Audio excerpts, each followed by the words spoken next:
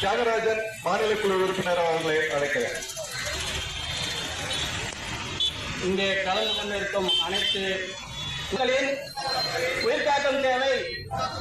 அதில் களப்பணியாற்றும் ஊழியர்கள் சமயத்தில் நாங்கள் ஆற்ற வேண்டிய கடமைகளும் உள்ளன. எங்களுடைய உரிமைகளுக்காக மக்களுக்கு ஆற்ற வேண்டிய கடமைகளை உணர்ந்துள்ளோம். அவற்றை எத்தனை சிரமம் வரினும் இனிது மக்கள் வைத்திருக்கும் நம்பிக்கைக்கு எந்தவித பங்கமும் வராமல் பார்த்துக் கொள்வோம் என உறுதியேற்கிறோம். எக்காரணத்தை கொண்டும் இச்சேவையின் பயனாளிகளுக்கு உள ரீதியான பண ரீதியான தொந்தரவு எதுவும் மக்கள் ஆதரவோடு